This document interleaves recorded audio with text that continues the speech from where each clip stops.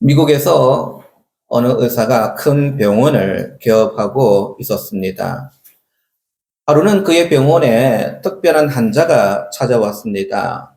병원에 올 때마다 여러 경호원을 대동해서 이제 병원에 온 것이었습니다.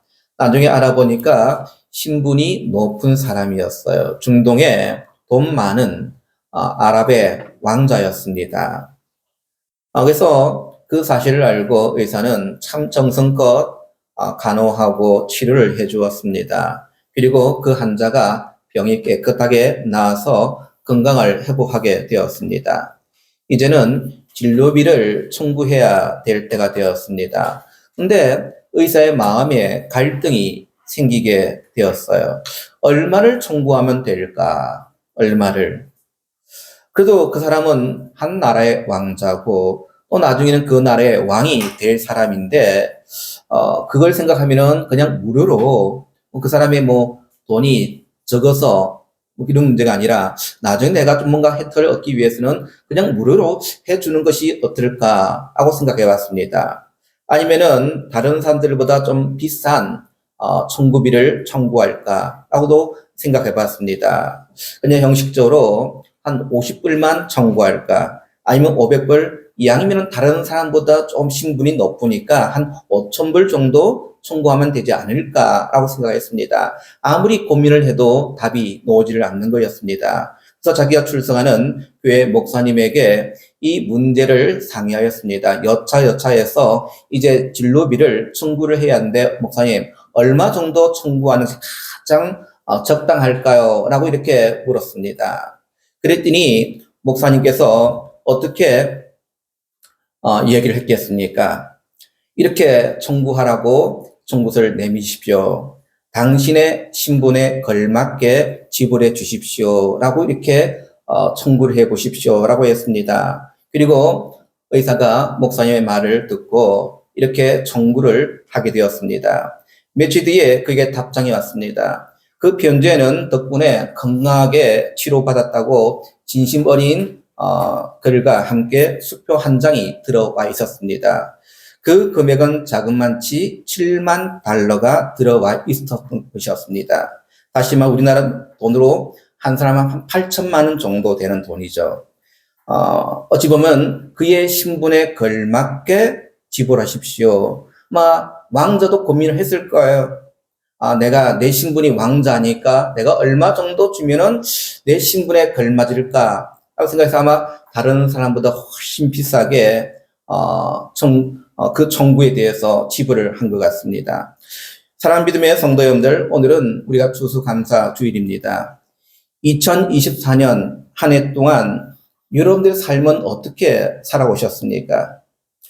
정말 우리가 하나님의 은혜에 대하여서 그 베푸신 은혜에 어떤 감사를 드리고 있습니까?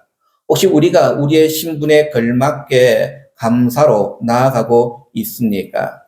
오늘 이 시편은 다윗이 기록하였습니다. 그리고 오늘 말씀은 하나님의 은혜를 잊지 말라라는 주제입니다. 하나님의 은혜를 잊지 말라. 근데 오늘 이 시를 기록하면서 내 영혼아 라고 얘기를 합니다. 이 말은 지금 자신이 다스리는 오늘 이스라엘 백성들에게 얘기하는 것이 아니라 자기 자신에게 말을 하고 있다는 겁니다. 나에게. 여호와를 성축하라. 그 모든 은택을 잊지 말라. 자기 자신을 향해서 얘기를 하고 있어요. 자, 믿음의 성도들, 누군가의 진심으로 우리가 감사한 마음을 가져보았습니까? 오늘 우리는 그 어느 누구보다도 감사해야 할 분이 한 분 계십니다. 그분이 바로 우리의 아버지이신 하나님이십니다. 그분은 창조주시며 우리의 아버지시고 우리가 그분의 은혜를 이 시간 깊이 되새길 수 있는 은혜의 시간들이 되어지기를 간절히 원합니다. 특별히 우리가 이 땅 가운데 살면서 잊어서는 안 될 하나님의 은택이라는 것이 있다는 사실이에요. 그 은택이 무엇이냐? 첫 번째는 제 용서의 은총을 잊지 말아야 한다는 겁니다. 3절에 그가 내 모든 죄악을 사하시며 했습니다. 우리 인간 모든 문제는 다 제 문제입니다. 우리에게 어떤 제약들이 있을까요? 아마 우리는 헤아릴 수 없는 제약들을 저지르고 있습니다. 아니, 오늘 이 자리에 우리가 이제까지 저지렸던 수많은 제약들 가운데 몇 가지만 우리가 공개한다라고 한다면 아마 부끄러워서 얼굴을 들 수 없을 만큼 우리의 모습인 거죠. 우리가 국회 인사청문회를 하게 되어지면 이제 고위직에 있는 분들이 청문회를 이제 통과해야만이 그 직을 감당하게 되어집니다. 근데 제가 유심히 보니까 고위직에 이제 올라가시는 분만 아니라 이제 청문회를 하는 국회의원들도 어찌 보면 공직자이지 않습니까? 그분들도 똑같이 청문회를 하게 되어진다라고 한다면 어떤 일이 발생이 되어질까? 아마 이 세상에 그 어느 누구 할 것 없이 먼지 털듯이 우리가 털어버리게 되어지면 쟤들이 안 나올 수가 없다는 겁니다. 특히 오늘 성경에 보면은 위대한 믿음의 선배들조차도 자신의 죄가 드러나는 그런 모습들을 우리에게 보여줍니다. 노아가 그랬고 아브라함이 그랬고 유다도 그랬습니다. 먼저 우리가 이 다윗을 보면요, 그런 시골 목동의 왕이 되어지는 은혜를 입었습니다. 근데 이제 나라가 안정기에 접어들었을 때에 그는 추악한 죄를 저지릅니다. 그 죄를 감추기 위하여서 그는 자신의 부하를 최전방에 내몰아 죽게 만듭니다. 여러분들 간음죄를 범하고 살인죄를 범한 것이었습니다. 그럼에도 불구하고 그는 하나님께 회개하지 않습니다.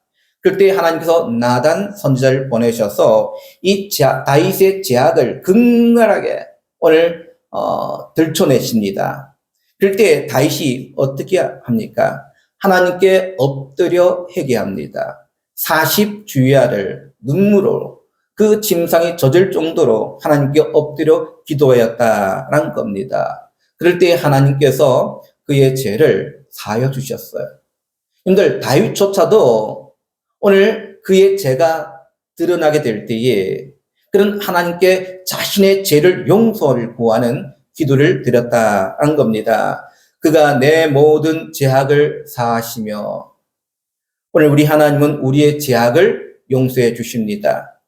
오늘 이 시간에 우리 모든 믿음의 성도들이 아직까지도 제 사함의 은총을 못 믿고 계시는 분이 계십니까? 주님은 우리에게 약속합니다. 이사야 1장 18절 말씀에 너희의 죄가 주홍 같을지라도 눈과 같이 희어질 것이요 진홍같이 붉을지라도 양털같이 희게 되리라 라고 말씀하였습니다. 우리가 주님께 나아가기만 하면 우리의 모든 죄악들을 다 용서하신다는 겁니다. 사죄의 은총을 우리에게 약속하셨습니다. 그러기에 우리 모든 믿음의 성도들이 이 사죄의 은총을 통하여서 늘 하나님께 감사로 나아가기를 간절히 바랍니다. 요즘 우리가 저녁 때에 다니엘 기도회를 하지 않습니까? 이 다니엘 기도회에 나오신 강사들을 보면은 참 여러모로 공통점이 있는 것 같아요. 어떤 분은 태어날 때 금수저로 태어나신 분도 있지만은 대개 보니까 다 흙수저예요. 흙수저. 그리고 신앙생활도 처음부터 잘하신 분들이 아니라 어떤 굴곡을 통해서 깊은 터널을 통해서 그걸 통해서 자신의 그 믿음들이 정금같이 태어나는 경우들을 많이 보게 되어집니다.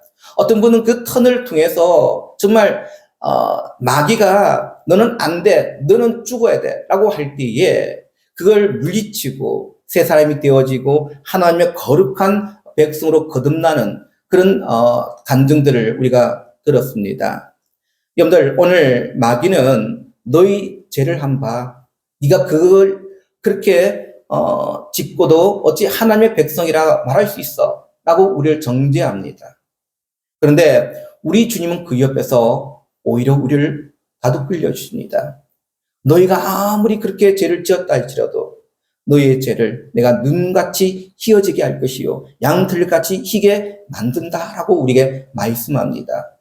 그러기에 우리 모든 믿음의 성도들이 늘 사죄의 은총을 믿고 그 은혜로 살아가고 있음을 늘 기억하시기를 바랍니다. 두 번째로 보니까 질병을 고쳐주신 은혜를 잊지 말아야 한다라고 했습니다. 3절에 보면 내 모든 병을 고치시며라 했습니다. 내 모든 병. 우리가 올 한 해 가운데도 어떤 분들은 다리를 다치거나 또 기타 여러 가지 질병을 통해서 병원에 입원했거나 수술을 받으신 분도 있을 겁니다. 아니, 우리가 지금까지 살아오면서 질병 없이 우리가 살아오신 분은 아무도 없을 겁니다. 크고 작은 질병으로서 우리가 고생도 하고 또한 병원 생활도 하였고 또한 그것을 치유되어지는 그런 경험도 하였을 것입니다. 여러분들, 우리가 요즘에 이 명장병은 명장 수술 같은 거는 수술 축에도 들지를 않는다고 합니다. 맞죠? 그냥 좀 배가 아프면 이제 병원에 가보면 명장이 문제가 있습니다. 이거 잘라내야 합니다. 라고 하면은 옛날에는 이 명장 수술을 못 해가지고 죽는 사람들이 얼마나 많았습니까? 우리 예람이도 제가 초등학교 때인가요? 그때 배가 아파가지고 우리는 배가 아프니까 뭔가 소화가 안 되는갑다 하고 있었는데 나중에 병원 가보니까 명장이 터져가지고 수술을 했거든요. 요즘은 명장은 수술하는 것은 별로 큰 수술도 되지 않는 것 같아요. 근데 과거에는 그런 수술조차도 죽을 고비를 넘겨야 될 큰 수술이었습니다. 오늘 우리가 어떻게 우리의 질병을 치료받았습니까? 어떤 분들은 현대과학으로 의사 손길을 통해서 치료받으신 분도 있고 수술하신 분도 있는 줄 압니다. 여러분들, 오늘 우리가 현대과학조차도 하나님의 은혜인 줄 아시기를 바랍니다. 생명은 하나님이 주관하십니다. 그 생명의 주인 되신 하나님께서 우리에게 은혜를 베푸셔서 우리의 질병을 치료해 주신다는 사실을 믿으시기를 간절히 바랍니다. 하나님께서는 그 의사의 손을 통해서도 우리를 치료하시는 분이셔요. 하나님께서는 우리의 기도를 통해서도 치료하시는 분이셔요. 또 하나님은 우리의 한결을 통해서도 치료하시는 분이심을 믿으시기를 간절히 바랍니다. 내 모든 병을 고치시며 우리가 내 능력이 아니라 운이 좋아서가 아니라 하나님의 은총의 은택을 통하여서 우리가 병 고침을 우리가 받았다는 사실을 믿으시기를 간절히 바랍니다. 어떤 부잣집에 외동 아들이 중병에 걸렸습니다. 절망적이었습니다. 병원에서 더 이상 치료할 수 없다고 이렇게 얘기를 합니다. 그래서 그 부자는 만나는 사람들마다 이제 손을 붙잡고 자신의 아들을 위해서 기도해달라고 이렇게 간곡하게 부탁하였습니다. 그래서 많은 사람들이 이 아이를 위해서 기도를 하였습니다. 결국 하나님의 은혜로 이 아이는 기적적으로 목숨을 건졌습니다. 부자는 너무도 감사했습니다. 그래서 많은 사람들을 이제 최고급 호텔에 인류 레스토랑에 초대해서 좋은 음식으로 대접을 하였습니다. 그리고 주일날 이제 하나님께 감사의 예물을 드렸습니다. 근데 그 부자가 감사 헌금으로 드린 액수는 고작 2만 원이었습니다. 자신의 외동 아들이 고침을 받았음에 불구하고 감사는 적게 드렸다는 겁니다. 왜 그럴까요? 아마 다급할 때는 많은 사람들에게 기도를 부탁하였지만은 그러나 정작 다 낫고 났을 때는 하나님의 그 살아계심을 믿지 못한 거죠. 우리의 생명의 주인은 우리가 아니라 하나님이십니다. 하나님께서 오늘 이 방 가운데, 이 시간 가운데 우리의 생명을 거두어 가신다면 우리는 다 가야 되는 겁니다. 아무리 운동하고요, 보약을 먹고 우리가 아무리 생난리 쳐도요, 하나님께서 거두어 가시면 거두어가게 되는 겁니다. 제가 우리 모교의 목사님이 오늘 갑자기 암에 걸리셨어요. 이분이 암에 걸렸는데 선암이래 가지고 폐에 암이 들어왔어요. 근데 이분이 매일 아침에 새벽기도 마치시며 운동을 하신 분이에요. 테니스를 치고 등산도 하고 자기 몸 관리를 엄청나게 하셨던 분이셨는데 40대에 암에 걸려서 돌아가셨습니다. 소천하셨어요. 그를 보면서 우리가 아무리 운동 많이 하고 보약을 많이 먹어도 소용없다는 겁니다. 하나님께서 거두어 가실 때 그냥 거두어 가는 겁니다.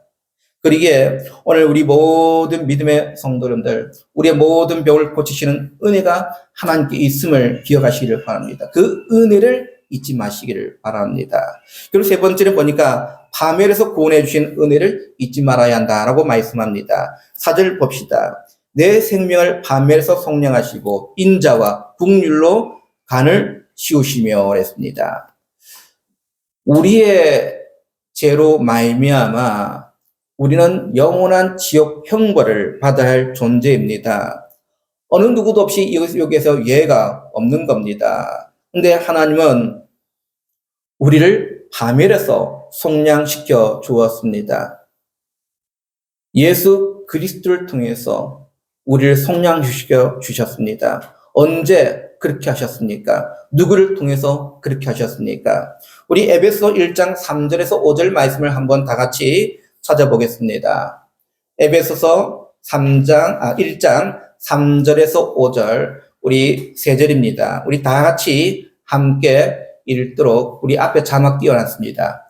우리 1장 3절에서 5절 말씀 다 같이 읽겠습니다. 시작. 찬송하리로다. 하나님 곧 우리 주 예수 그리스도의 아버지께서 그리스도 안에서 하늘에 속한 모든 신령한 복을 우리에게 주시되 그 창세전에 그리스도 안에서 우리를 택하사 우리로 사랑 안에서 그 앞에 거룩하고 흠이 없게 하시려고 그 기쁘신 뜻대로 우리를 예정하사 예수 그리스도로 말미암아 자기의 아들들이 되게 하셨으니 창세전에 그리스도 안에서 우리를 택하여 구원하셨다. 그 구원으로 말미암아 우리가 파멸에서 구속받았고 그리고 하나님의 자녀가 되어졌다. 그러기에 우리는 그 은혜를 잊지 말아야 된다는 겁니다. 하나님의 은혜는 값없는 하나님의 은혜인 거죠. 우리가 그 은혜를 어찌 말로 다 형용할 수가 있겠습니까? 근데 하나님은 그 은혜를 우리에게 그냥 선물로 주셨습니다. 내가 열심히 뭔가 해서 얻어지는 것이 아니라 거저 우리에게 선물로 주셨다는 겁니다. 에베소 2장 8절 말씀 보니까 너희가 그 은혜로 인하여 믿음으로 말미암아 구원을 얻었나니 이것이 너희에게 난 것이 아니요 하나님의 선물이라고 했습니다. 지금까지 내가 지내오고 살아왔던 모든 것들이 하나님의 은혜였음을 고백하시기를 간절히 바랍니다. 그리고 마지막 네 번째는 만족해 하시는 은혜를 잊지 말아야 되는 겁니다. 우리 5절 말씀 다 같이 함께 말씀 보겠습니다. 5절 시작. 좋은 것으로 내 손을 만족하게 하사 내 청춘을 독수리같이 새롭게 하시는도다. 하나님은 언제나 그의 자녀들에게 좋은 것을 베풀어 주시기를 좋아하십니다. 늘 좋은 것, 내 소원을 만족케 하는 그런 것들을 우리에게 주십니다. 근데 여기서 좋은 것이 뭐겠습니까? 억만금을 주면 그게 좋은 것이 될까요? 하나님은 우리에게 가장 좋은 것을 주셨습니다. 성령의 도우심과 역사인 겁니다. 하나님은 성령으로 우리의 소원을 만족케 하십니다. 성령님은 우리 속에 깊은 것을 헤아려 주십니다. 우리의 소원을 아시고 그 소원을 늘 만족해 해 주신다는 사실이에요. 사랑 믿음의 성도들 그렇습니다. 오늘 여러분들의 소원이 무엇입니까? 그것이 하나님 보시기에 합당한 것입니까? 그렇다면 그 소원을 하나님이 만족해 하실 것을 믿으시기를 간절히 바랍니다. 일본 사람들이 많이 기르는 간성화 가운데에 코이라는 잉어가 있습니다. 쉽게 말하면 비단잉어입니다. 비단잉어인데 이 잉어는 좀 특이합니다. 자신이 담긴 이 어항의 크기에 따라서 성장하는 폭이 달라진다라고 합니다. 이 말이 무슨 말이냐면은 이 잉어를 작은 어항 약 조그만한 한 30cm 정도 되는 어항에 넣어놨다고 하면은 이 잉어는 고작해서 5cm, 8cm 밖에는 자라지를 않는다는 겁니다.